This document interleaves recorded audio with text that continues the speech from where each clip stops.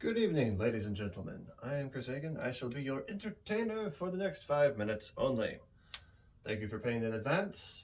While none of us get to see any of that revenue, I do hope you enjoy this next bit of quality comedy. Alright, so now that little pish posh nonsense is out of the fucking way, let's get into some real shit. I ran across this attractive blind couple the other day. Like, unfairly attractive.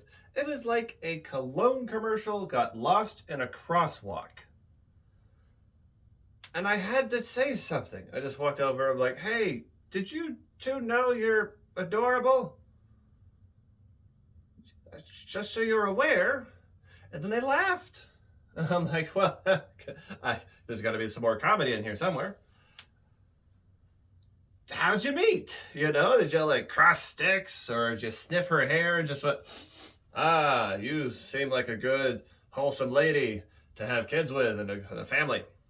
And I laughed even harder, which means I fucking nailed it. But it also means that that's probably how it happened. Like they're just out and about pheromoning their way into a relationship. But it got me thinking. Blind people might be the only ones who know how to love. Because they're not shallow at all. Maybe bad breath, but that's kind of it. You're not judging people based off of how big their unibrow is getting that week. You're not concerned with the color of their teeth. And they're not even bothered if the forehead somehow reminded you of your ex. I just imagine that the way they met, they're both coming down the same alley. One over here, tip-tapping away. And as soon as their sticks cross, boom! It was love at first bump. So the next time I find myself in a back alley and I hear sticks tapping, I'm like, oh, I gotta see this. I want to feel the magic too. We shall continue on to the next bit of material. Do you guys realize how close we came? How so close we came to having Pope Pizza. Yeah, one of the top cardinals in the running, Piazza, whatever his first name is hard to pronounce, but his last name is Pizzaballa. It has pizza in his name. I wished hard and hoped for hard. Please, Lord, let us elect Pope Pizza. I would love to be blessed by him. I just imagine if he had won, his day probably would have been like this. Imagine this.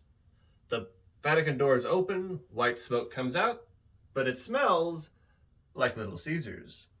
Then out comes Pope Pizza, covered in mozzarella cheese, holding a pizza peel staff, flanked by a couple of monks burning oregano.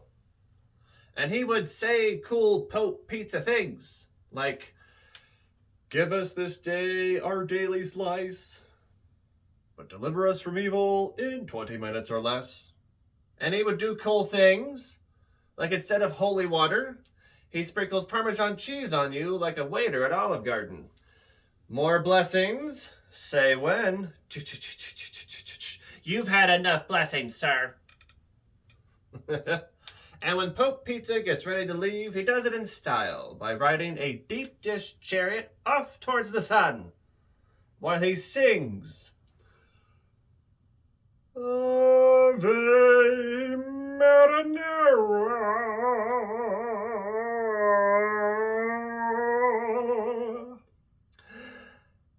Half pepperoni, no anchovy.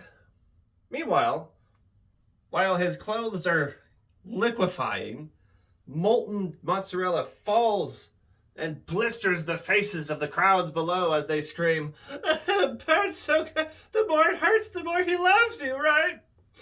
So delicious. Some people think it was a hallucination, but I still smell garlic whenever I pray. Finally, intolerant people don't have a superhero. Which is why I invented Intolerant Man. Intolerant Man has the power to fight interracial couples like they're in the way. He can fly to other countries and demand they speak English. He gets physically ill whenever he smells Chinese food. And what was the fourth example? The better example. Fuck! I can only remember 3 of the 4. What was the 4th one? Come on, brain! The fuck I give you all that vitamin shit for and exercise? You can fucking give me a break.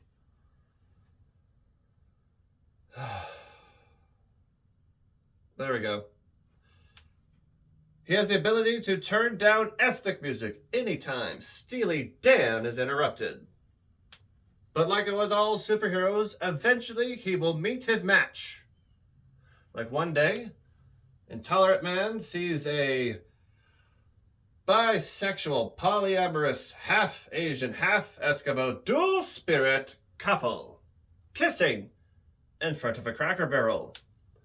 And he passes out from sheer rage, then wakes up into the future, where everyone is ethnically ambiguous. No categories, just humans. So then he runs into a nearby mall.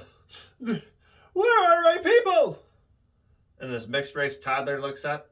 Sir, have you tried ayahuasca? Then he panics, runs to the bathroom. He's shaking, sweating. He grabs the sink, looks into the mirror, and staring back at him is Kanye West. He slaps his face. It's still Kanye. He touches his hair. It's different. He checks his pants. One-eyed purple monster. And screams to the heavens. No! My white soul! It's leaving my body! And then, this mayonnaise-colored soul rises up from the chest of Intolerant Man, moaning as it ascends. One final tragic tear rolls down its face in the shape of a Confederate flag. Intolerant Man had become the one thing he hated most, being successful and black. All right, you've been a wonderful audience. Please make sure to tip your waiters if they exist. Also, pay these people more money. Join the classes if you want to do funny things like this. And now, back to your host, Miss Katie Felton.